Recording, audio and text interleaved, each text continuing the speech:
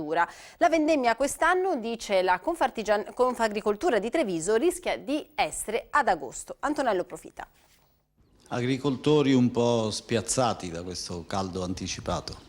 Sì, quest'anno è un anno veramente particolare per l'agricoltura.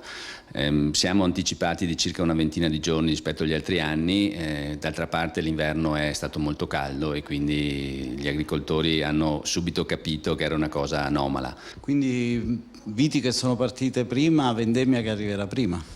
Sì, diciamo che la data significativa per la vite per capire quando andremo in vendemmia è la fioritura.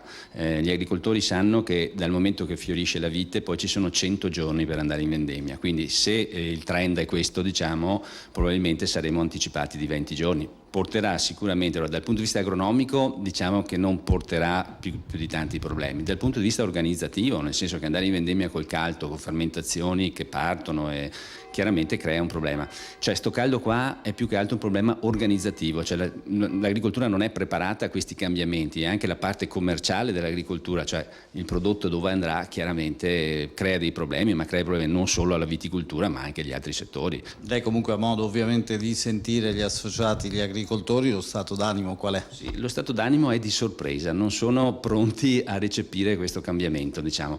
Non è tanto, è anticipare tutto, vedere le piante che sono in anticipo rispetto ai tempi soliti. Tutto questo crea chiaramente, come sta creando a noi persone, dei problemi, perché anche noi non siamo tranquilli, anche per l'agricoltore che lo vive tutti i giorni è un problema ancora più grosso.